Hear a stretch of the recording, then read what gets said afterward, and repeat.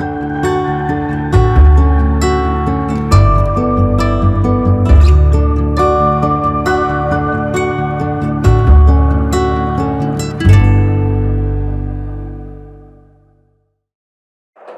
everyone. Good evening. You are joining us for the Black Birthworkers Advocates and Community Meetup today, hosted by Shalonda Burton of National Birth Coalition. Hi, Shalonda. How are you today? I'm doing good, thank you. I'm doing good. I'm glad that all my friends are joining me. Yeah, this is exciting. I'm actually super excited to be here today to hear what everyone has to share with you all. And we are going to start off by introducing ourselves. So, of course, if you don't know Shalonda, then you'll get to know her very shortly here. I've had the pleasure of working with Shalonda for a while. She's doing incredible things in the community and has gathered all of us here today. So, without further ado, Shalonda, could you introduce yourself? Hi, my name is Shalonda Burton. I am the executive director and founder of the National Birth Coalition, which is a 501c3 organization here in Winston-Salem. I have been a birth worker, advanced certified birth doula for about 13 years now. And I just finished my postpartum training to be a postpartum doula with Doulas International. And I'm just really excited. The National Birth Coalition pretty much became one of the most important things that I needed to do for my community with my friends and other advocates that are here in the room tonight. And I just really wanted to make an impact so that people can understand the importance of advocacy with Black and brown birthing people, Black women, and what it takes for us to really have our voice heard in medical institutions as well as here in our communities and our needs to be addressed. Yes. Wow, so that is why we have joined here. We have all joined to support you in this mission to spread the word throughout our community. So we're going to pass the mics to the ladies next to us. And if anyone wants to ask a question while you're watching us, feel free to do so. We are watching the chat. We will see your feedback, and we'll try to answer your questions. So I'll start to my left here, if that's okay with you. Sure. Okay, good. So if you could introduce yourself. Hello, everyone. My name is Ellen Forbes. I am Executive Director and founder of One Love Strong Foundation. We are a 501c3 here in the great city of Winston-Salem, North Carolina. What we do is we empower, advocate, and support families who went through preemie or urgent or preterm birth. Okay.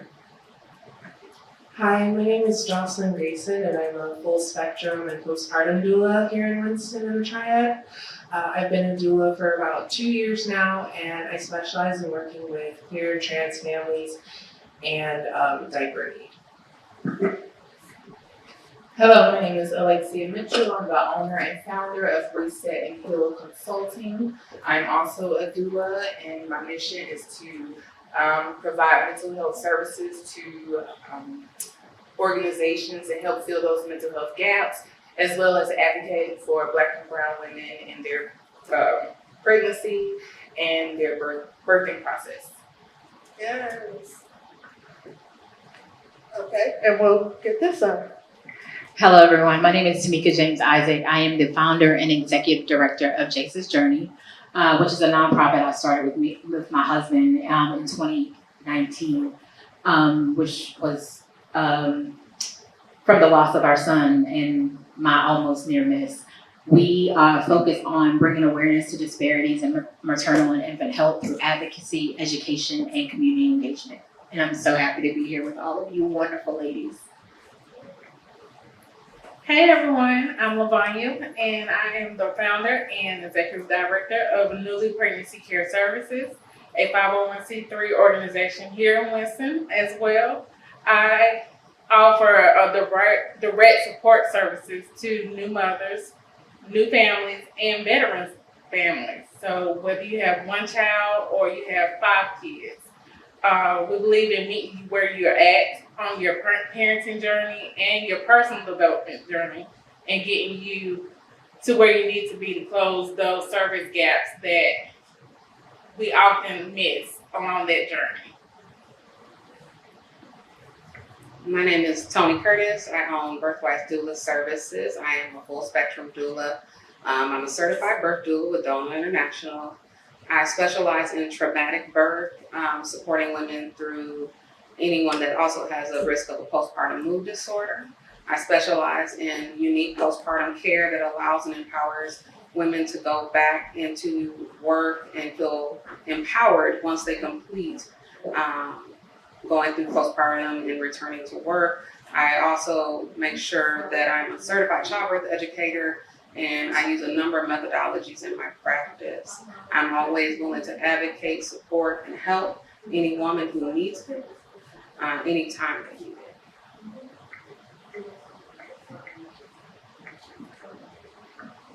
All right. We're going to be joined by another birth worker here shortly. I'm going to give her a chance to introduce herself. And we're just going to make sure that she's safe getting over here. Yeah. I'm so glad that we're being joined by so many people that are here in our community and just trying to help our families. Yes, I am actually super excited. We have one more panelist joining us here, so I want you guys to be introduced to her as well. I am Mo, founder of Solidarity & Co. from Charlotte, North Carolina. I am an advocate. I speak up for whatever issue I feel like I can jump in, and I support my community through providing virtual personal assistant services. So Shalonda and I have been working together to bring this event to you, to bring these beautiful, esteemed, established panel to you, who is honestly going to be the first stop for you. So for me, it was initially my question for Shalonda, like, if I wanted to have a birth doula, right, if I needed to reach out to a birth worker, I didn't even know the terminology, where do I start? And so we put this thing together here to give that information to the community so that you know where to start, you know where and who you can reach out to that looks like you, that understands you, and that will support you, but also advocate for you to have the birthing experience that you need. And so that's a little bit about me. I'm going to pass the mic, if you will, to Tiara. Hello, everyone. I'm Tiara Morris. I'm the owner of Total Maternal Support. My mission is really to support birthing people to have the birth and postpartum experiences that they desire on their terms. It was birthed from traumatic experiences that I went through myself. So just want to stand in the gap and be that person to hold space for others. I'm so glad to be here with all you beautiful ladies. Okay. So we're going to be asking a few commonly or frequently asked questions. And I want all of you to feel free to chime in. We'll get the mic over to you. If you feel like you can add value in any way, please feel free to do so. And then we'll get started with the questions here if y'all are ready. Yes. Yes. Okay, good. So my first question to anyone who feels like they can answer, who is the one person or what is the one thing that was most impactful when you decided to go into doing birth work in whatever capacity that you do it? So who or what influenced you to do what you do? So, my story influenced me to do what I do. My husband and I lost our son, and I almost lost my life. And when I came out of that situation, there was a lot that I didn't know, right? So in order to make sure that that didn't happen to someone else, we used our story to break the silence. We had a stillbirth. Stillbirth is still sometimes taboo in our community. And what happened to me at the time, I didn't know was a common thing. So I didn't know that African American women were 3 or 4 times more likely to die during childbirth. I didn't know our infants were 2 times more likely to die. So just learning that information empowered me to make sure everybody else knew it too. So that's that's how I got here, and that's why I continue to fight.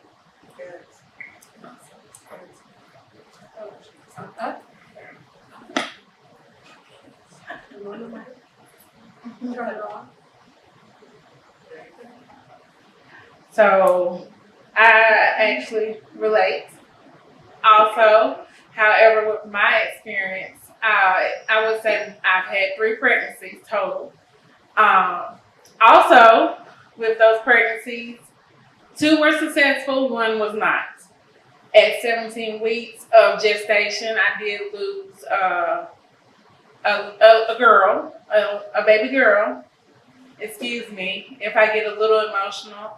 However, it was at the hands of my physician that actually misdiagnosed me for preeclampsia. A lot of people don't know what preeclampsia comes from, and typically in our community, it is because of stress. It is brought on by stress, which is a key thing for you to know out there. If you have people in your village to support you, to help you, you really need to lean on them. At that time of my life, me and my husband, we were facing a lot of challenges, social and emotional challenges. We had a 4-year-old, well, actually she was 2 at the time. However, it did bring on those unforeseen circumstances in which my doctor, she misdiagnosed me. I was walking around pretty much 2 weeks without medical treatment. The baby probably could have been saved. However, my life was 110% at risk, unknowingly. First pregnancy was similar. However, it was just honestly by the grace of God that I made it through that pregnancy pretty good. Pretty much my 3rd baby girl, they took it more seriously. They took me more seriously, and I do have a advanced education, so I trusted their judgment as in their profession. I respect their profession. However, I didn't advocate. When I knew something was wrong, I did not advocate and I didn't push it the way I know I should have.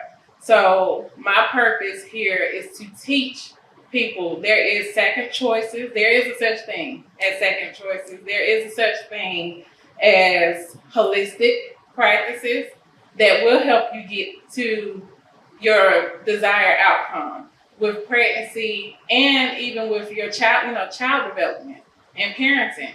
That's what we're here for. And I definitely hope you guys take away from our stories, although they are painful. Some of them are painful. They are very common, and they should not be common. Yes. Thank you so much for sharing that. We're going to take someone from this end, and then we'll come back down to you guys. The person that encouraged or inspired or got me being, I guess, a birth worker advocate, is that what I am? Okay, so my daughter, her name is Love. She was born at 1 pound 9 ounces. So her journey, my husband's journey, all completely different things, but we want to take these journeys and help other families, other parents, and in this situation, most of the time, my husband and I, we felt alone. Depression set in. It wasn't just postpartum depression. It was a roller coaster of emotions while we were in the NICU. There were services to support us, but at that time, we didn't know what services were out there. We delivered at a time where it was we were in a pandemic. So, there was a lot of no-touch policies. I mean, sometimes I just need a hug. So what we do and what Love have been through, we try to help other families, let them know that we're here. Even if you need a hug, a meal, counseling services, a therapist, postpartum doulas, we're here to help. So that's what encouraged us. Yeah, so what brought me into this work, actually is Shalonda. Shalonda and I work on a project together with Precise Birth Stories. And we have been working on that project. I know I've been on that project now since March, where women come to share their birth stories. And hearing some of the traumatic experiences that these Black women have faced just trying to birth a Black baby into this world has been mind-boggling. I mean, just, things being done to them without their consent, just, and I cannot sit back and allow myself and all of this education that I have and not do something with it. And that's what led me to this work to advocacy is my place with this. It's just ensuring that women that look like me, that speak like me, and that I represent is heard when we are in the delivery room, when we are at our doctor's offices, that this is not okay. And we feel empowered by our voices. So that's what led me to this work, just hearing our other sisters being treated like, okay, let's get this baby out and let's go on to the next. No, that's not what we're doing. So that's why I sit here today. Well, I'm one of those people who had everything go wrong from the beginning. I was diagnosed with infertility for over 15 years before I was able to get pregnant with my daughter.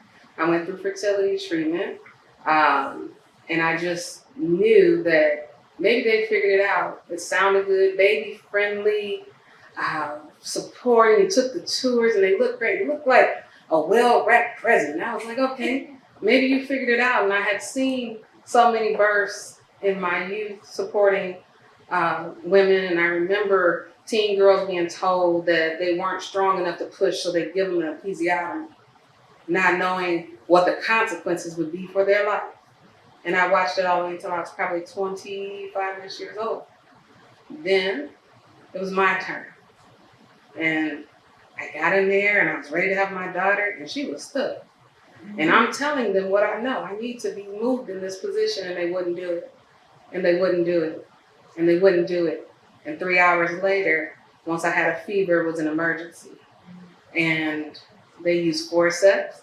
I had a 4th-degree tear. I hemorrhaged and I almost died on that table. And I refuse to let another person that walks across my doorstep go through that. Because they should know better, because I know better. And if I'm a simple childbirth educator and a birth doula who simply reads and studies, how is it someone who spent so long in school and did everything right? You got the highest GPA of anybody to become a doctor. Why are you ignoring this? Why are you ignoring this? Why are you sending women home mutilated? Why are you sending them home broken and saying, well, you got a baby? Or maybe you didn't get a baby. Or now they don't even tell them about pelvic or physical therapy. They're all surprised. And then after they did that, lactation told me they couldn't help me because I had suffered infertility. It had nothing to do with that. I had another child. I wouldn't let him come near me. Unfortunately, I'm not the best in the room sometimes. I do my best to hold my composure, but at times, I just go, sure. No, that's great. Well, I went through it. They never mentioned, well, you hemorrhaged and you're iron deficient and this is why your milk is having an issue. Never brought it up, blamed it on something else. And so I had to fight to breastfeed my own child. I advocate and I study and I make sure I know how I can help you, because there's a part missing in our medical community. They may know the medical, they may know the emergency, they may know the symptoms, but they do not know how to take care of birthing women at all. It's the care part. It's the care. It's the care part.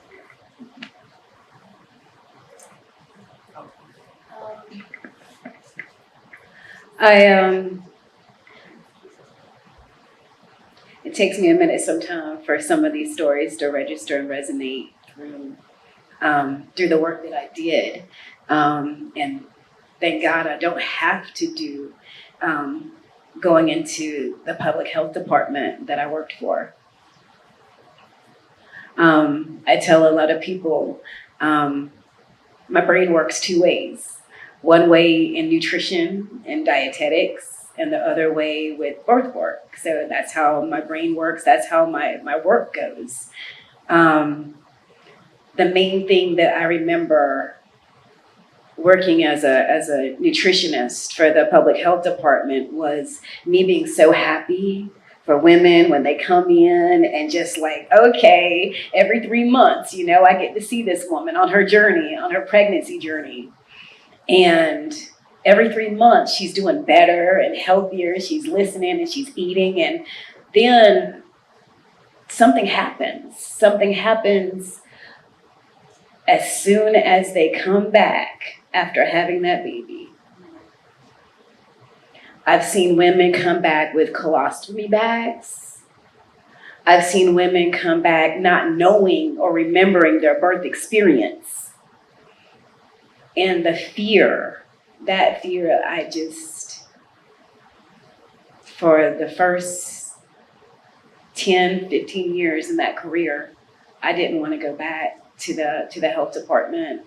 I was upset that what I thought that was giving education, it wasn't education, y'all, okay? It wasn't education. It wasn't tangible things that the community could learn from. And I wanted to do better. I wanted to do better, and I knew I could do better than what they were given. And I'm just glad that I found a new way of life and a new group of people to do it better with.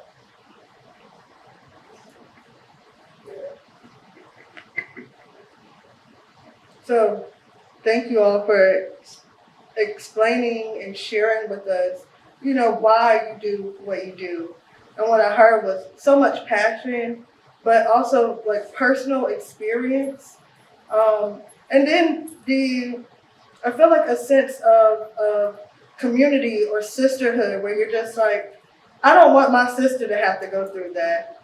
I don't want someone else to have to experience that. And so what I heard you saying was that you went through it, and so that's why you do it. That's what the connection was for me. You went through it, and that's why you do it. And so what we have, and when I say experience panel here, so thank you all for sharing that. I'm going to ask one more question, and we might cry a little bit, we might laugh a little bit, but what you have here is authentic, real people who are really doing the work. So with that said, my next question, how did you address any barriers in your work to get to your level of success in birth work or in your organization today? What obstacles did you overcome? What was standing in your way? How did you get where you are today? Well, let me first and foremost say I am still facing and battling barriers every single day. As a Black woman, I am forever seen as a minority. And I don't like the stigma of strong Black woman. I hate it. I hate it because I'm often vulnerable. I have been left in vulnerable positions. However, I am very open and transparent with my vulnerability. I'm very open and transparent with my experiences. The clients that I sit before every single day in this line of work and in my past line of past-time positions. You know, oftentimes, well, how do you know? You have children? How can you tell me this works or that works? Ma'am, I know. And I have I don't have a problem with, saying, hey, look, this is what I've been through. So I'm telling you, it is a way for you to get through your situation too. And oftentimes, you know, I've been faced where I've had someone to actually question me about the credibility of my business. A very prominent person to question me about the credibility of my business. And one thing I would always tell anyone, there are many competitors here that do what I do, but nobody can say they've been in my shoes of those very organizations. No one can say they have been through what I have been through. And to tell you the truth, until you can tell me and until you can share those particular experiences, there's nothing you can tell me to shake me. There's nothing that you can tell me to say that I'm not valid or what I'm doing is valid enough. So I do have faith, and yes, I fall flat. I'm not gonna lie, I have fell flat many times on this journey. But there is something that I heard, I think Bishop T.D. Jakes say, there's purpose in pain. There's purpose in pain. And I've often even asked, like, okay, you know, hey, why me? Why? Why did I have to go through this? Why am I going through this? Because I'm telling you, the journey, you know, just because I'm here today with these wonderful women who can advocate on many different levels and who can offer many different experiences, one thing about it is, you know, some of us have went through pain to get to where we're at. Some of us have secondhand witnessed the pain. However, one thing I want anyone to remember is, you know, it doesn't stop. It doesn't stop, you know, those challenges, those milestones, everything, it doesn't stop coming. You have to keep pushing through. And that's the only way I'm able to keep pushing through my barriers till this day. And I have two wonderful children. I have a cat. And a wonderful husband. I work full time. And I work full time running my business. So, and in my professional line of work, I'm a social worker too.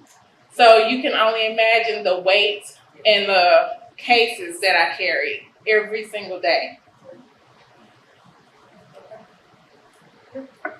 One of the challenges that I face, and I've been through this recently, or I'm going through this, is when you have a family that you're supporting and providing services for, the family has lost their child. That's a hard situation for me because, you know, I'm here to reassure them that everything is going to be okay. While they're going through this journey, everything is going to be okay. You know, they see my child or they see other children, and for them to lose their child, you know, I feel their loss as well. It's hard because, like I said, I just told them everything will be okay. We know in the spiritual realm, everything will be okay. But in the physical realm, you know, what can we do? How do we help them when we just reassured them something different? So what I've done is seek counsel. I sought counsel with another organization, which is very powerful because this is a collaborative effort. You know, this person is not just my or our client, but this person is a part of our community. And I'm not just saying, you know, black or white or Hispanic or whatever. I'm talking about this person is here in this state and I want to help them. So what I had to do was reach out to another resource to get them the help that they needed, which will bring me to seeking therapy or counseling services for the family. So what I think what will make us successful is collaborating with other resources in our community. I think one of the challenges that I have faced is just making sure, trying to destigmatize the strong black woman syndrome that we're all so have been placed on us, either by our family members, by our ancestors, but just letting us be in a spirit of ease.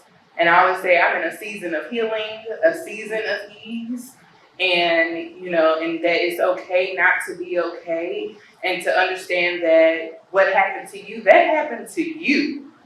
You lost your baby. You experienced that. So allowing Black women to feel and let them know it's okay to feel. It's okay not to be the superwoman in your family. It's okay not to be the begin all and end all. And again, understand that it's okay not to be okay. And that's one of the hardest challenges that I've faced as a therapist, and advocating for my Black sisters is letting them know it's okay, sis. It's okay to cry. It's okay to feel that you have been let down by this system that, sorry, it wasn't designed for us. So that has been the hard part. But with Reset and Heal, with my company, I'm going into our communities and I'm bringing us to them and ensuring that, healing looks different for everyone. However, we're gonna cater it to how we need to heal, and that representation matters. So when I show up at your door with my locks and my chocolate skin, you understand that, hey, we here, we in this together. Yes. So that's my. I know for me, one of the biggest things that has made me successful is that I believe in education. I know that in the healthcare institution, the thing that we respect most is their education, their intelligence, and what they're supposed to know. So I work diligently with every client. They already know. Anyone that comes to my door, the first thing I'm gonna say is you gotta do childbirth education. It's non-negotiable. And so when they go forward, regardless of what situation they find themselves in, emergency or not, they're educated, they're ready, they're prepared to ask questions, and so they trust me. They know that I shelter them, comfort them, and do everything that I can for them. But at times, we're gonna work, it's a team effort, it's a collaborative effort, so we don't take away from what they're doing, but it is a bureaucratic system, which then takes away from the individualizing the situation. So they're ready, they're asking questions, they're armed, and they just look at me like, I did a good job, you did a good job. I don't have to do anything in that room when it comes to the advocacy part because they're ready. They walk in and you got a different patient. It's not that patient that you're gonna be able to walk in and say, hey, do this. And they're gonna go, why? Okay, well, what about this? Well, have you tried this? Well, what was this? And then and I have seen in the rooms, they get very upset. They get agitated. That's a lot of questions. And why she keep asking? And they look at me, I didn't say a thing. I said that 3 days ago. I didn't say it today. So my clients trust me. Once they talk to me, they respect my education, and I give them everything I have, every evidence-based practice, whether it is a miscarriage, whether it is induction, it doesn't matter. I let you know how you can handle it, and it's up to you to decide how you want to handle it. So you walk out feeling empowered and great. And if we run into a situation where they won't help you, then I will step in, right? Because we get to see those things. I had to see my friend go in losing her babies, and she's bleeding heavily, and they sent her home. Well, now we're going to use homeopathic and stop this because I'm not going to wake up tomorrow without you. So education, and it empowers you. I want everyone to know the more you educate yourself, you're on equal footing. You just do a different job. You can make better decisions. That informed decision making is everything, right? That way you can be okay with the outcome, but you can also know how to take care of yourself. There has to be balance. And the mass undereducating of our people has led to a systemic issue where we walk in these doors afraid or expecting good, not understanding that it's an entire system from the beginning with J. Marion Sims that started this with the mutilation and killing of Black women. But he didn't kill them, he mutilated them, he kept them alive. You know, I don't know if that makes it better, but Absolutely doesn't. I mean, you know, history's like, well, he fixed this, right, after he took those 3 women and did surgeries on them repeatedly. Without anesthesia.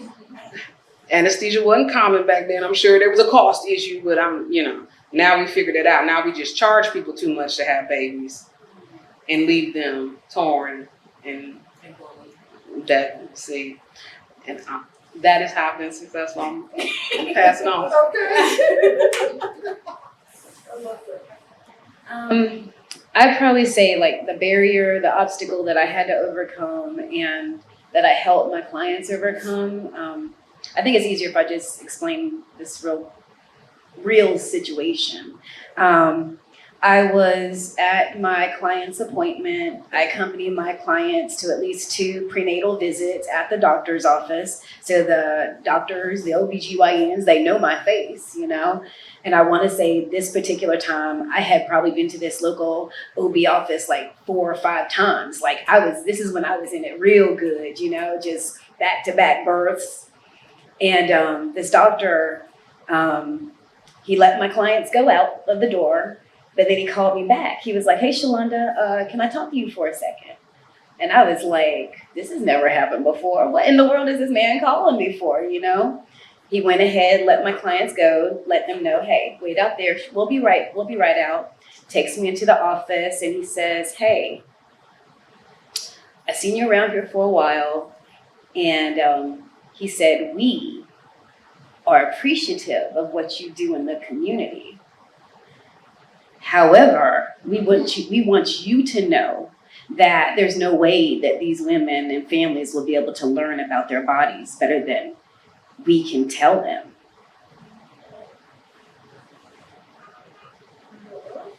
At the time, I was not like fresh out of training doula, but I was like Tony, like, okay, all right. And I walked out of that office. Like I said, to every once in a while, I get this feeling like this man's gonna see me again. And I'm pretty sure he's not happy that I just told that story. We don't know his name. But I think that was that moment that I was like, this is the most important work that I could probably ever do, is to do the opposite of what he's saying. And teaching the clients, you know, as much as I can, like Tony said, before we even get in there, 2 days before, 3 days before we have that appointment, getting ready, no matter what trimester it is, first, second, it doesn't matter. Having those questions ready, being able to prepare them for whatever's coming up next.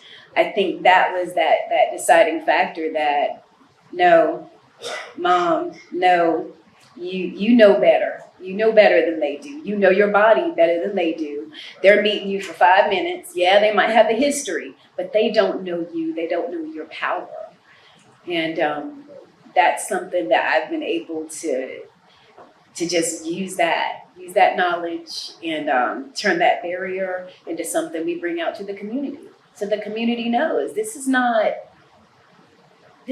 something that you can't do yourself. You have to spend the time. You have to be willing to not be afraid, because that man puts on his pants every single day, just like you, just like me, just like everybody else. And it's amazing how they think they can say some things and get away with it. But no, not anymore.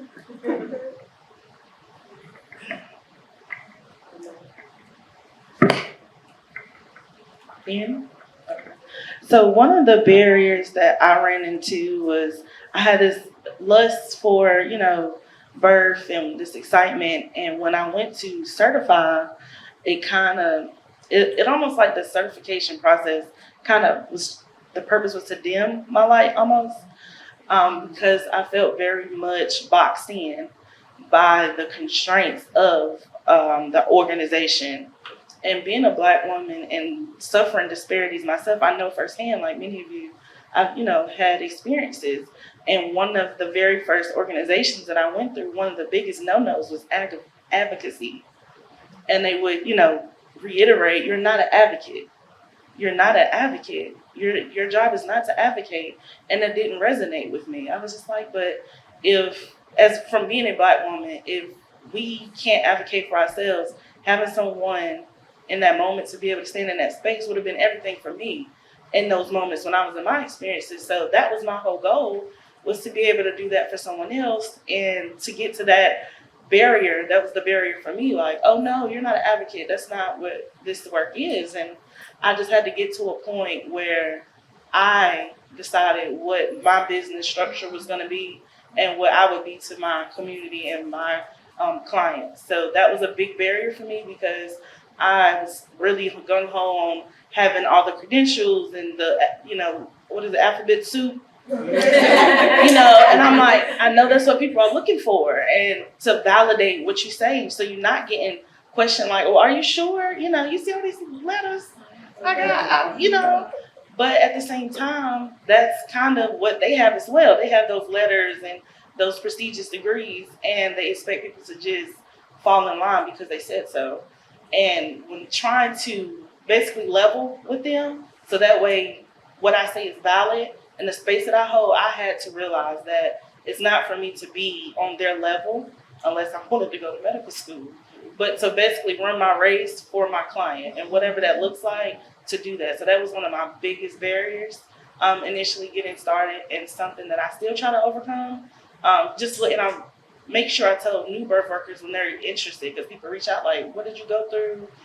Who did you certify with? I don't recommend certification. I tell people all the time, do the research and find what aligns with you. Because a lot of times, you should go here, you should go there, but they may not align with what it is that you want to do. So that's what has helped me a lot with the success of my business, is to run my own course and my own race, and not try to fit into any picture of what I should look like or what I should do, and try to let my clients know I'm here with you for you, and that's it. I think one of the biggest barriers when I first started was being a minority within a minority. So as a Black queer birth worker, sometimes you come across trainings or individuals who they don't want to hear you talk about gay couples, trans couples. They're like, why are you bringing this into this? This has nothing to do with, we're talking about birth, and it's like, this has everything to do with this. You cannot separate the one from the other. And then on the other end of that is, as a new doula, like you were saying, you're trying to get your certification, and it's one of those things where it's like, you have to do the work to be able to do the work. But as we know, a lot of feminized labor, like doulas, childcare, all that stuff, it's not valued the way it should be. So some of these agencies, they'll take a doula on, but they'll want to pay them like they're a part-time babysitter. And that's unacceptable, because as we know, like the care work is not valued the way it should be, even though care work is the thing that keeps the wheels going. If the CEO doesn't turn up for work one day, it doesn't matter. If the CEO's nanny doesn't show up for work today, the whole train stops. It's not going to happen.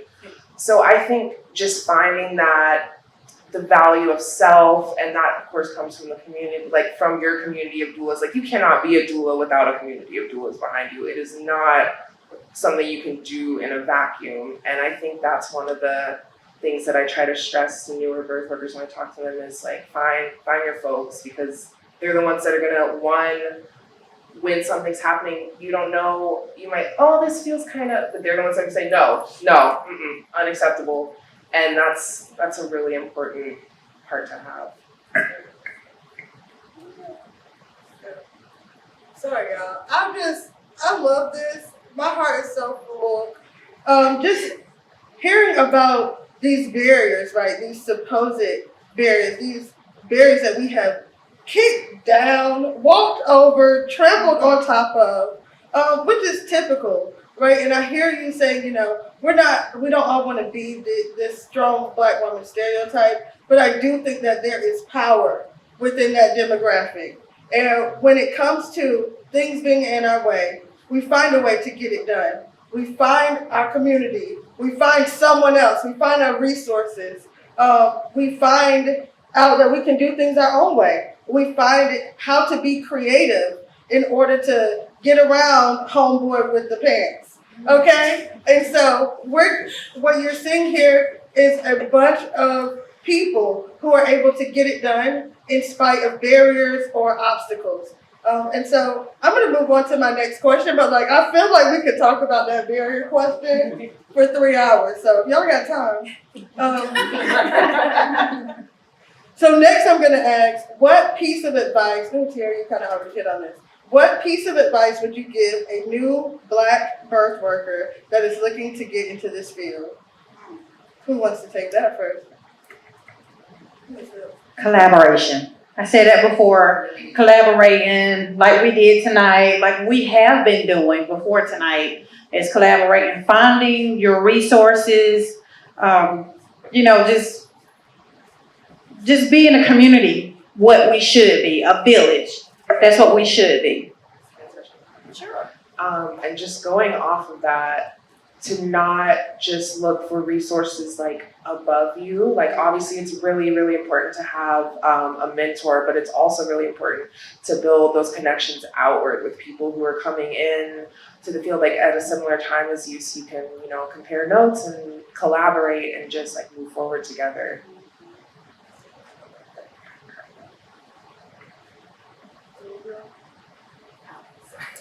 I'm just sitting here. What I would say to new doulas is always be willing to learn. You're gonna have to be flexible, and even what you learn, you're gonna have to bend, because you have to use practical knowledge in order to be successful, right? There are best practices, and then there are the people that are in front of you. Some of these practices are not best for them. So you need, one, the willingness to continue to study. You should always be involved in learning more. You need your community, but there is just so much more a doula can do if she understands the relationship from a physiology standpoint, understands the relationship in the body from a hormonal standpoint, understands the endocrine, because there are a lot of things that come out of labor and delivery. It's not just the birth. It can be a mood disorder. It can be nutritional depletion. It can be a number of things, and you don't know why someone is having the issue that they're having, because you have to be willing to continue to learn. It is one body. It is one system, so it is all connected. So you can never stop learning, because new information, new evidence, new science is always going to be out there. You're not going to be able to keep up if you're not willing to continue to educate. I know that some people are against certification, but I will say this. There has to be an accountability system for our doulas in judging their knowledge, because some people go out and read the first page of the book and say they're doulas, and they put people in harm's way because they're trusting you to be able to assist them. And you're not, because in all honesty, you haven't done the work yet.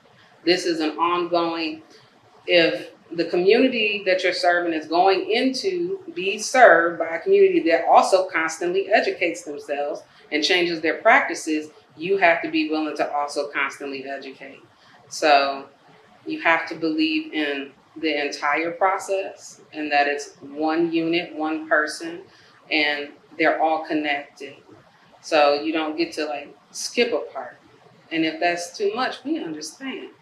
Just know that to be good at it, to really affect change, and to save people when they run across preeclampsia when they run across miscarriage, when they run across bias, when they run across preterm, when they run across a mood disorder. You have got to be prepared to understand what you are looking at. If you don't, somebody else is going to fall through the cracks. And it doesn't mean you have to know what to do. You just have to know that there is something that needs to be done.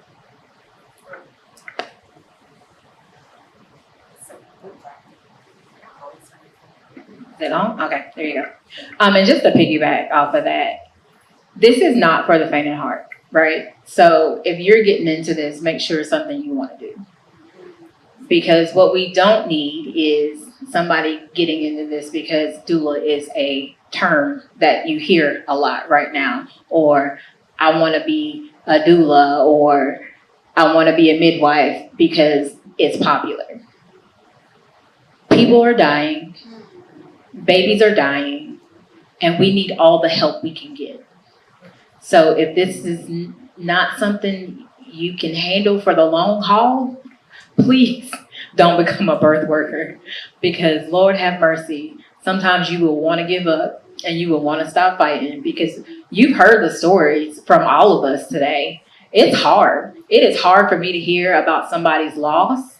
It is hard for me to hear about having preeclampsia or ripping or tearing or all the things that we've heard, premature births, all those things. It's hard to hear, but keep showing up. We keep showing up. So make sure this is something you want to do. Make sure it's something you want to do. That's all I have to say. That's good.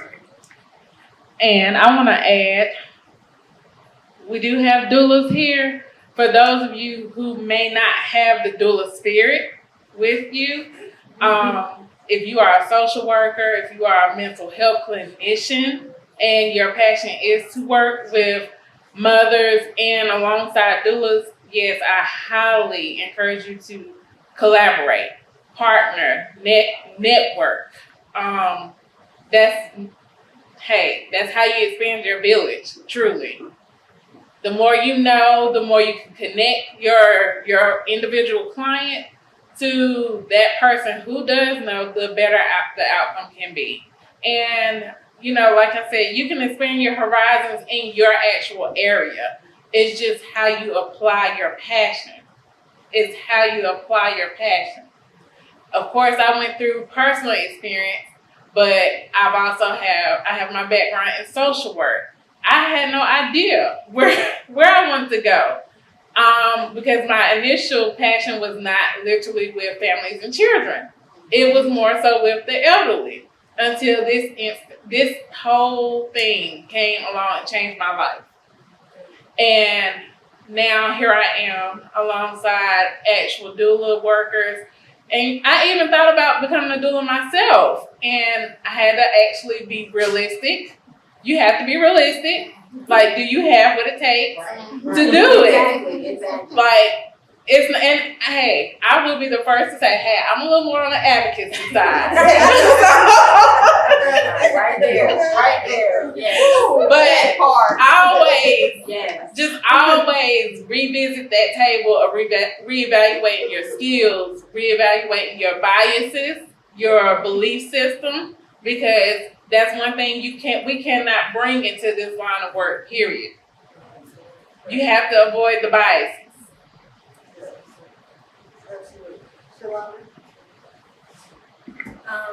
For a new birth worker, the most important thing I'd probably say is evaluate yourself. Just like kind of piggybacking what everybody else said. For me, it was a little bit of a different journey 12, 13 years ago. I was not in the same place.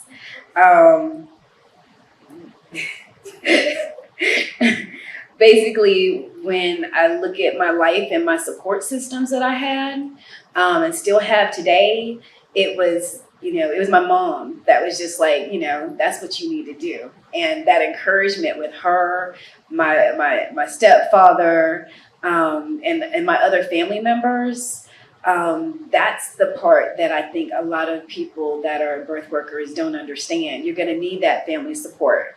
That you're going to need that family support when somebody's calling you at 2 and 3 o'clock in the morning, ready to go. You're going to need to have the backbone to stand up against things that you know aren't right and be willing to say they're not right. So understanding and growing with your business or your nonprofit, it's a journey not to be taken lightly. A lot of these women I know, people up here I know, you got a very heavy spiritual background. And I think that's one of those things that takes us through a lot. And being rooted into that, I think that's what carried me. I know that's what carried me because I wouldn't be doing it this long. A lot of times people talk about getting burnt out. So I would say for new birth workers, have a backup plan. You know, my backup plan is nutrition when I've been in the birth work field for a good while. So I have a backup plan. I have other things that I do, other interests. So it's not birth. And I think everybody up here has something else that they do, whether it's mental health, whether it's their nonprofit. Everybody up here has something else that they do, social work. You have a banker here. So financial.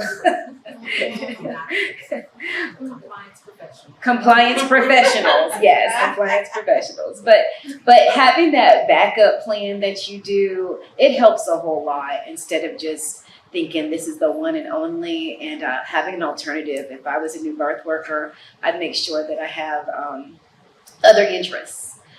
Because, and the other thing I was going to say with a birth worker that's new, know your worth. Know your value. Don't be undersold. Because that's your time, that's your energy, that's your sleep. That's so many different levels that people don't talk about. And that's one of the other things I tell a new birth worker. Know your worth, know your value. Gems are being dropped if you are watching live. Here we go. I think one more thing I would add on to what Shalonda was saying about like backup plans is you can be a doula and not be a birth doula. You don't have to focus on birth. There are all kinds of doulas. There are postpartum doulas and plenty of people that run their full spectrum doulas. They do birth, they do postpartum, they do abortions, they do loss. There are death doulas. I absolutely could not have gotten through my dad's passing without the help of my death doula. Like that was my first time as a doula being doulaed, and it was just a literal life-changing experience. I'm like, I've gone hard for this work from the perspective of someone doing it, but now being someone who's had the care of a doula, I'm like even more like passionate about it. Okay. This is so good. Yes.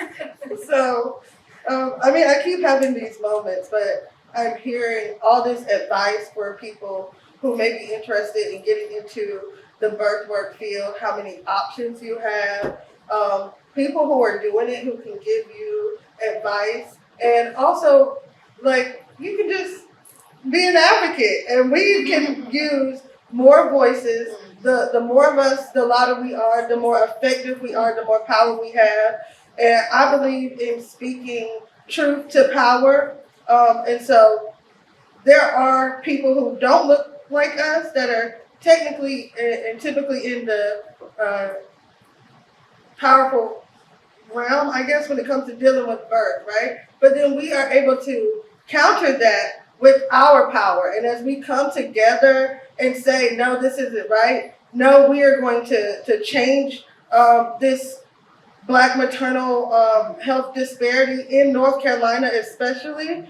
And I know it's going to get done because I'm looking to my left, I'm looking to my right, and I know how much power it is attached to us. And then, Shalonda, you hit on like your family. And so this has like the ripple effect. When it just hits me, it then is going to reach out to everyone else that I come in contact with, everyone else that you come in contact with. And so we'll just keep on spreading this message until we see the numbers change.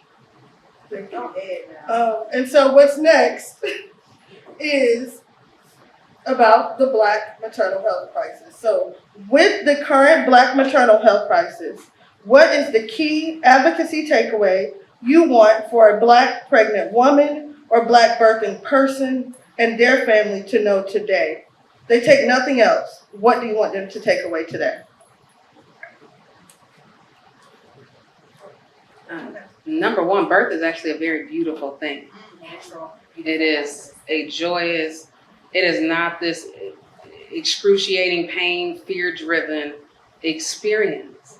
It is actually a process.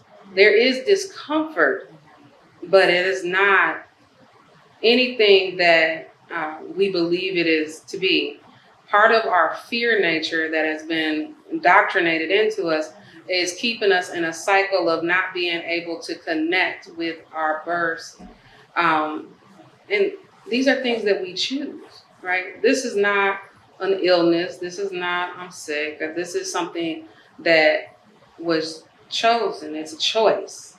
So I look at my very pretty Kayla over there, which y'all can't see. And when I got to her on the first day, I got to meet her an hour before she was going in for induction. And she was terrified because of her first birth. And at the end, this woman high fives me on the table. And was like, oh my God. And I hear this over and over and over again. They go, it's real. This really happens. I'm like, yeah, this really happens. It's not a bad thing. And even with the newborns, it's the bad information on how to care for them. There is no bad baby. Babies are trying to tell you something in order to get you to care for them a certain way. There are no bad babies. There is no spoiling a baby, right? Spoiling is a taught process that takes a long time. It ain't gonna happen in the first 30 days, y'all. That's not how that works. So this actually is all a fulfilling process. And it's supposed to be, not just for mom, but for the entire family. And then we look at it, and when we take it away, we have consequences. You want to talk about why people act the way they do? It started at that birth. A lot of what happens in birth connects back to how people end up. Anyone who's taken any psychology training, it's like page 1 of how to create a serial killer. Like literally what you do. Take the baby away from the mother, you create a person that is mentally ill. It's page 1 of child psychology. It's like open book, page 1, paragraph 1, line 2, I don't know. But it's right there. First page. First page. It's the first page. Let's talk about what happened to. Okay. So you look at it, and then you get to hear mom say, I feel redeemed. Because we've been taught to be afraid. Everyone's walking into these births like, I'm going to hurt. It's going to hurt. It's going to tear me apart. And they're fearful.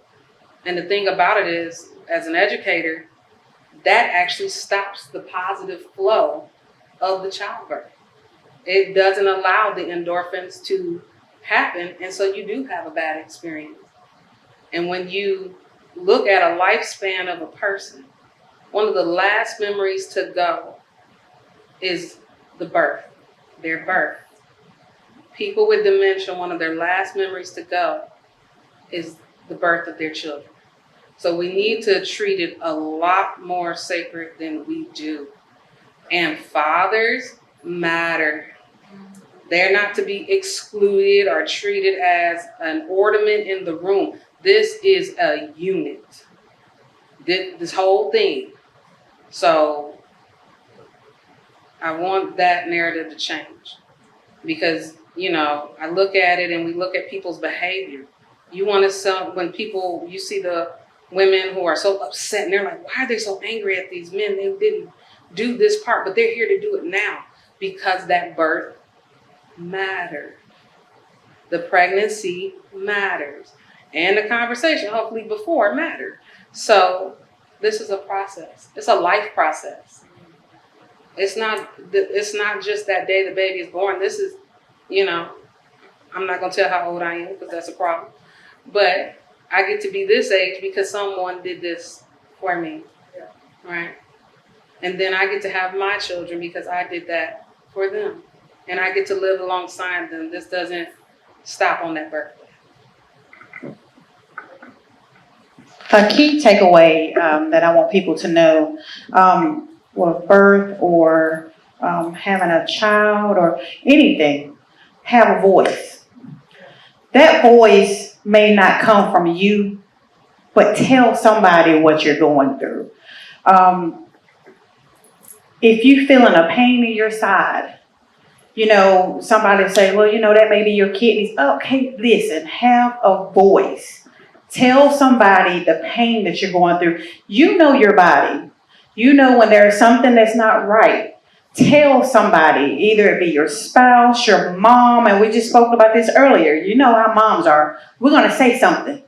We're gonna approach the healthcare professional a different way than the patient will.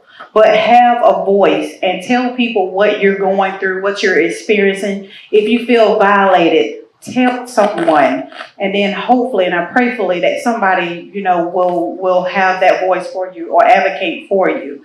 So again, have a voice and speak up. Do not allow someone's position, somebody's, like we said, alphabets behind their name to determine your care.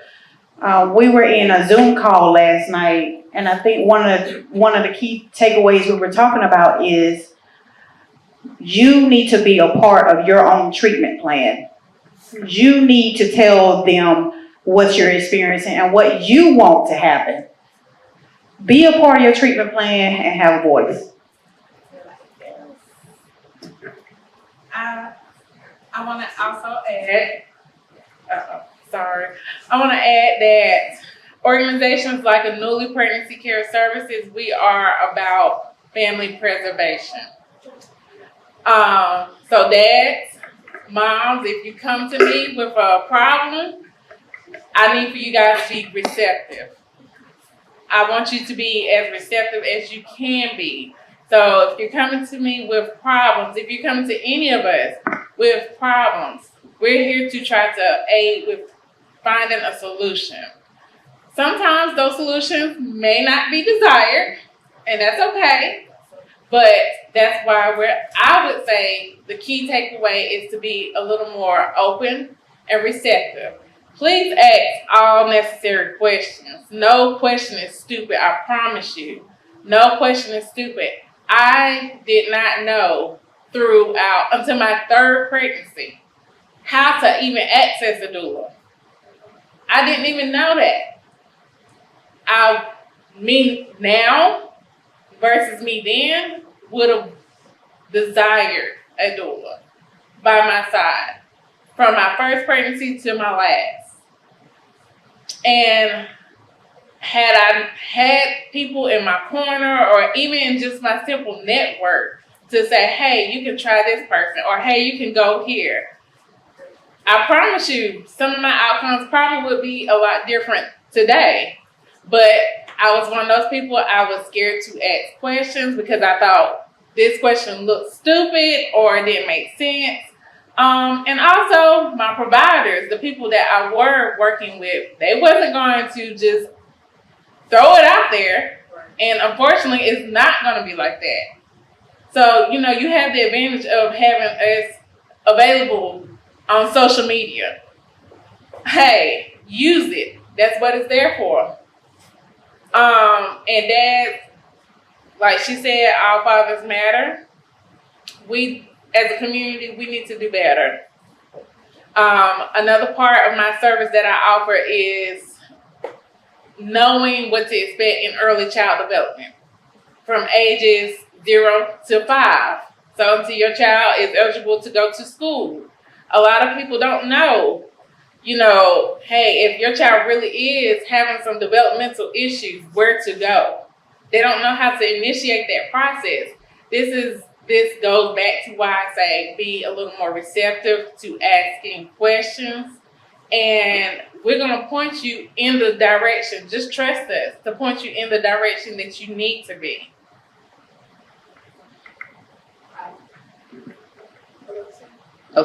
I would say that the key takeaway for me is that your voice matters. It doesn't matter how old you are. If you are a teen mom, if you are a geriatric mom, as they like to call it, if you are, I hate that term. that's what they call you. That's what they call me. That's what they call you. Hey, I didn't call you that. That's what they call you. If you are a queer mom or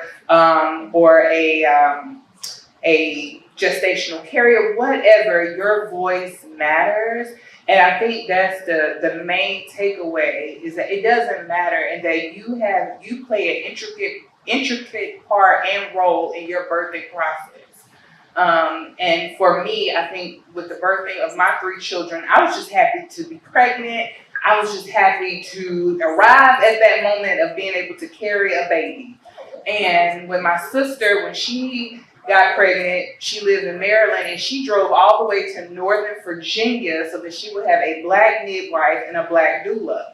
And I could not understand for the life of me why she would do something like that. And now I get it.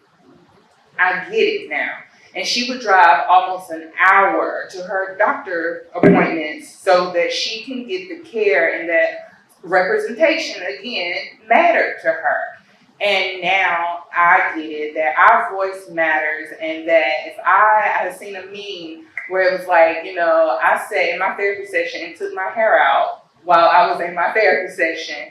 And that, to me, matters, where I can sit and talk to someone that looks like me about my birthing experience, and knowing that my voice matters and that you understand where I'm coming from. So I guess that's what my takeaway is. If you have to go an hour away so that your voice can be heard, or 25 minutes or 5 minutes down the road, it doesn't matter. You are an intricate part of your birthing process. So, in my experience, my key takeaway is we don't have this conversation early enough. So, when you get pregnant, it's not the time to be trying to learn how to be pregnant. There's too much information for you to try to figure out when you get pregnant, when you see the 2 lines on a stick. So, the key takeaway is let's start having this conversation before we're even thinking about getting pregnant. Because I guess most of you know that we are having babies later in life right now, especially in the Black community. And it's possible. You can do it. You can do it with IVF. You can do it without IVF, or however you want to do it. But if that's your mindset and that's what you're thinking about, think about it. Have a conversation with yourself. What do I want my reproductive life to look like? What do I want my life to look like? Because at 40, when I got pregnant, it was too late for me trying to figure out pregnancy. It was too late, and there was too much for me to try to figure out. I didn't know about a lot of stuff. I didn't know enough to be pregnant at 40 years old. I don't want that to happen to anybody else. So let's have these conversations early. Let's talk about this stuff so we can save some lives this way too. Like everybody needs a doula, I swear to God. If you are pregnant, you need a doula. Point blank, period. I don't care how much money you have. I don't care how much money you don't have. Find somebody, find your cousin, somebody to be there to support you. Point blank, period. There's too much going on for you to be by yourself and for you to learn. So let's start having this conversation earlier. And I'm talking like early, like 16, 17, and earlier than that. But you know how people get, can't talk to kids about sex because everybody get all up in arms. So whatever age you feel, 16, 17, like I said, at least, have these conversations so we can prepare ourselves better. Because my friend, the dietitian over here, pregnancy is something that can happen when you're 40. You just have to prepare yourself for it to happen when you're 40. That's all. You just have to plan it. Reproductive planning. That's what we need to get into. So that's my takeaway. I think my biggest takeaway is going off what you were just saying is not only to plan for pregnancy, but to plan for your postpartum prenatally. A lot, we're seeing more about like birth preferences, birth plans, but sometimes people don't think about postpartum until they're in it, and that's not the time to be planning. My second big takeaway is, as we were saying, like doulas, midwives are not trendy because there's nothing trendy about it, but more people are talking about it, and there are more resources available if you are looking for your discounted doula care. Right now in North Carolina, Sister Song has their birth justice fund, which allows for pregnant people and their families to receive money for doula care and or like baby care items. All you have to do is apply for it, but the resources are out there. So you ladies are in my brain because that's exactly what I was thinking. And as a wife, I can remember the agonizing planning that went into our wedding. When you have birthday parties, even when baby showers, I feel like as soon as people see those two lines, they're like, I need to book a venue for the baby shower. And the takeaway, just to piggyback off of you two ladies, is to put that same energy into planning for your birth and for your postpartum. And breastfeeding, that's one of my passions, and I feel like it's one of the things that can save us as a race, is breastfeeding. If more women, still birthing people, stuck it out, there's so many benefits for us and baby. And if we prepare for those things like we would a baby shower or gender reveals, like those things are beautiful. I love to see, especially Black women, enjoying those moments and having a good time. I just really want that to be the takeaway. Put the same energy into planning so things can go a lot smoother for you, your journey, and your baby.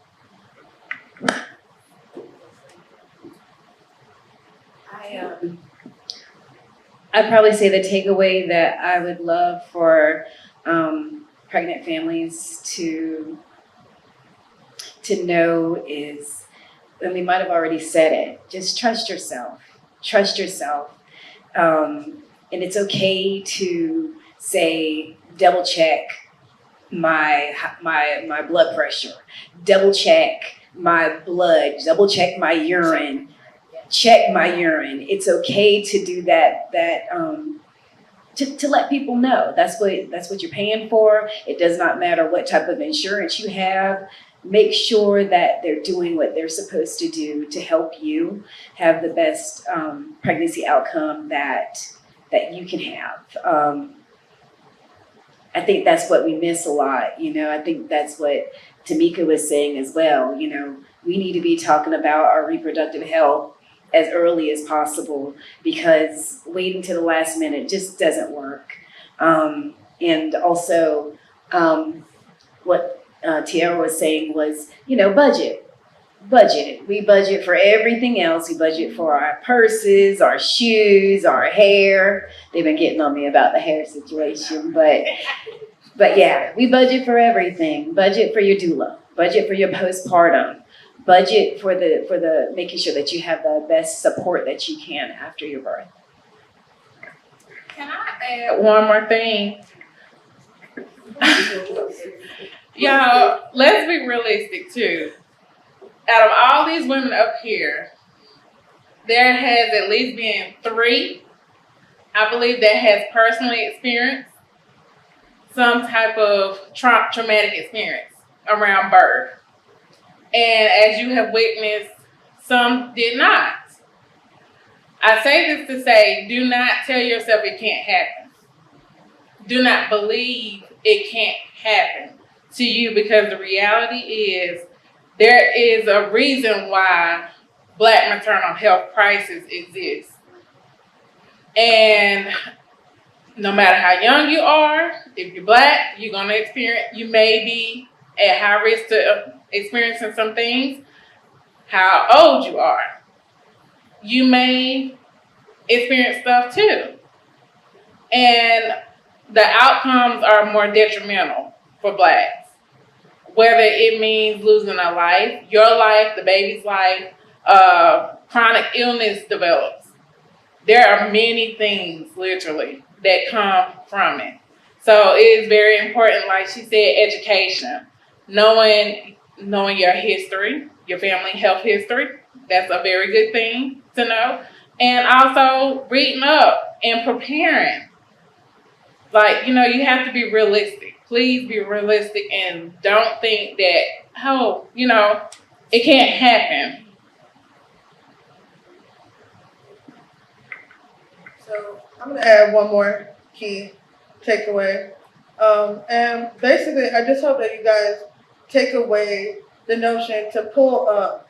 Okay, as advocates, that's what we do when we hear these crazy statistics about what's happening in our community to our people. We pull up. When you got a pregnant homegirl, or your partner, or someone that you know, right? Especially when you know that they may be going through this alone.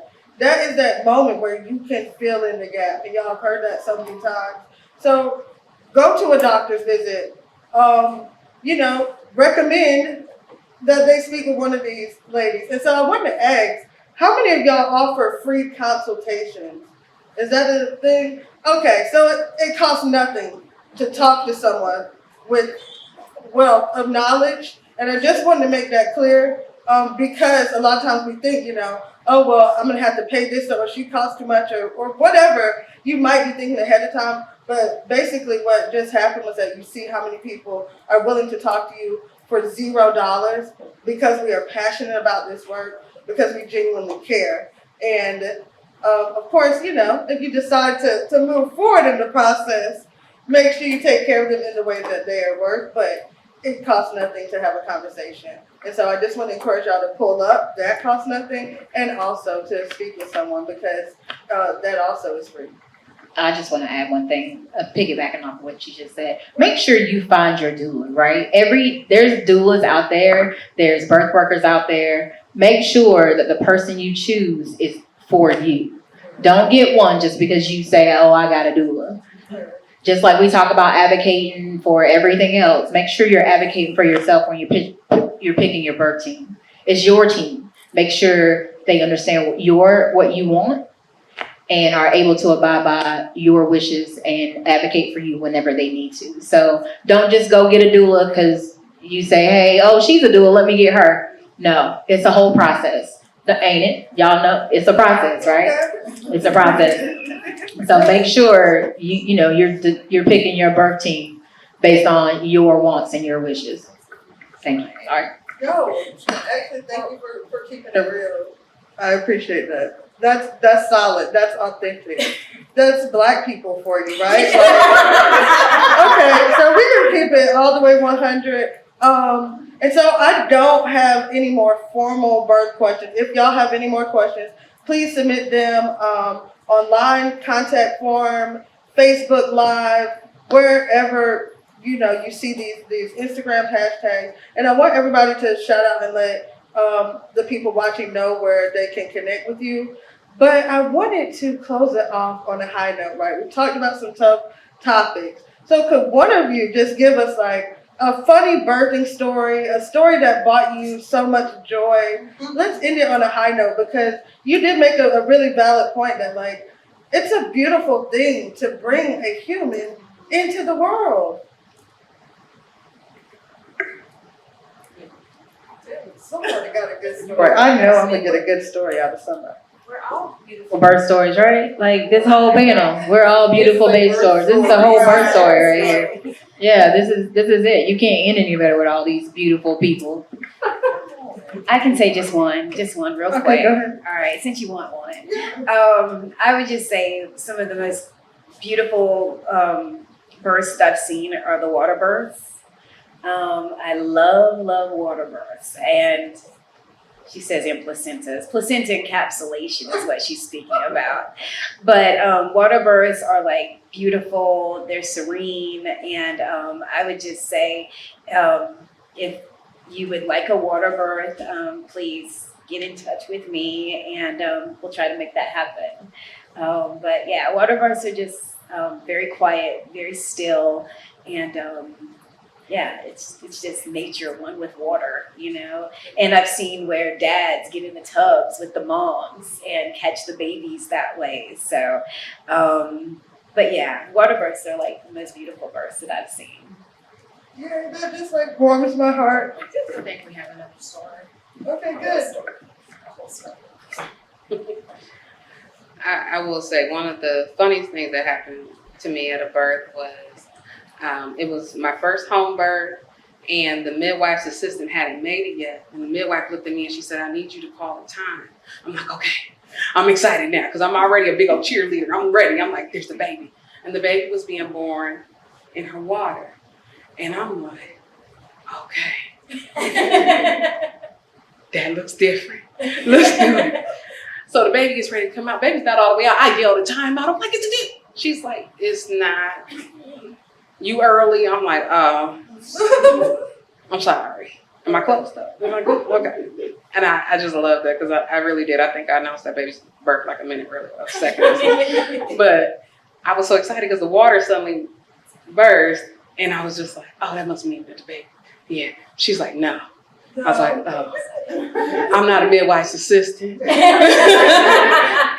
I'm a doula. You might want to get somebody trained and keep in time, lest this baby be born early, according to me. And I really get to say I've been very, very blessed that the vast majority of my clients are smiling, huge smiles, and are happy and just like, I did that. I was like, you did that. You got it. And I'm like, yes. And I'm the biggest cheerleader. Like, doesn't matter how many births, all these years later, I still am screaming louder than everybody else in the room. As soon as that baby is born, I'm like, oh. I forget. I am the biggest cheerleader. As soon as I see like head and shoulders, I'm like, yep. You ready? I look at the moms. I go, you ready? You ready? Baby's coming. All right. And then I start screaming, and that's how they know the baby's born. I'm So. Yeah, I was gonna share my own birth story, which led me into just the reset and heal world that I am in. I have a 4-year-old, and he was born 6 weeks early, and this is the importance of having someone there with you in such a high trying time, and that scaredness that you have, especially when you're about to deliver a preterm baby. You have no idea what's going to happen. Is baby going to go to NICU? Is baby going to survive? Like, you don't know. But my mother, who transitioned back in 2020 unexpectedly from COVID, that was the last birth that I had and the last birth that she was able to witness with me. But I will never forget while I was there and trying to deliver this little 4-pound little nugget, and it was so intense, and the pain was so painful, and the anesthesia, the epidural, all that just felt like it was not working. And I would never forget my mom coming over to me, and I had bit my husband's head off because he like, breathe, babe, just breathe. And, and I'm like, stop it, and my mom came over there and she told me, she said, Alexia, you need to calm down and you need to breathe. And my body immediately relaxed. It immediately, and although she wasn't a doula, but it's just it was just her voice and the relaxation of hearing someone telling me and how we relate to our clients and our patients of, that voice of, you need to calm down and you need to relax. And I could just hear her plain as day right now, even as she would have celebrated her 57th birthday on this upcoming Friday. And when I get emotional, I remember her voice in my head telling me, Alexia, you need to calm down. You're fine. And that will never leave me. And often the work that we do, that's the voice that they need to hear, is that you're okay and you're fine. So that's my own personal birth story that will never leave me. Yes, ending on a positive note. I love these stories. Okay, so this has been an amazing panel with full of takeaways, full of information, enlightenment. I hope you guys take something from this. And what I want to do next is just give everybody a chance to let you know where you can find them after this live panel. So for me, I'm Mo. I've been your host with the most. I am the founder of Solidarity & Co. at Solidarity & Co. Advocate, personal assistant, virtual assistant services. And we'll go to the right here. Okay. Shalonda Burton, the National Birth Coalition, and we're right here in Winston-Salem. Reach me at Gmail. So it's nationalbirthcoalition@gmail.com. And Tamika James Isaac, Jace's Journey. It's jacesjourney.org. And it's JACES journey.org. Lavanya Partlow, Anuli Pregnancy Care Services. You can find me at anulipcs.org. My name is Tony Curtis. You can find me at Birthwise Doulas, or you can go info@birthwisedoulas.com to contact me. I'm Tiara Morris, and you can find me at totalmaternalsupport.com, and I'm on social media at TMS Doula on all social media platforms. I'm Alexia Mitchell. You can find me at Reset and Heal on Instagram, and my website is resetandhealconsulting.com. I'm Jocelyn Grayson, and you can find me at Doula Jocelyn on Instagram and Gmail, doulajocelyn@gmail.com. I'm Ellen Forbes. You can find me at One Love Strong. One, spell out One Love Strong. All social media, and our website is onelovestrong.org. So if you are following the National Birth Coalition, you will see everybody tagged. We will continue to support and uplift each other. And Shalonda has some great news that, you want to go ahead and share that? Okay. so if you are interested in becoming a birth worker, we have scholarships available. And I would love to offer people the opportunity in Winston-Salem to become a birth worker, either birth or postpartum. So feel free to reach out to me, and I look forward to hearing from you. And that is a wrap. I think this has been a great panel. Does anyone have any final comments before we go? We gotta get Taylor. Yes, we get Taylor. We waiting on one of the clients. That's your client. I just want to tell Love's story. Y'all, Love was born at 1 pound 9 ounces. Right now, she is 21 pounds. Okay, and she feels like she's about 30 pounds. Okay, crawling. Do have some things that we got to work on developmentally, but that's expected. Being born 3 months early, but she's saying Mama, Dad, Gigi. And eating up a storm. Okay. Okay. So, I didn't know I was going to talk, so I'm glad I look cute today. My name is Kayla. I live in Charlotte. And I know you guys have heard from all these amazing birth workers, but just from a client's point of view, the redemption that you feel, the safety, the peace that you feel when you seek out all of these people or people like them. And like Tony was saying, birth is supposed to be beautiful. Postpartum comes with its difficulties, but overall, it all should be beautiful. And Tony definitely helped me get my redemption birth because my first one did not go as well. But I'm here, I'm whole, and I'm at peace. Thank you everyone for coming out. Thank you everyone for joining us on the live, on the Zoom. Continue to support, and I hope you all enjoy the rest of your evening. Bye. Yay.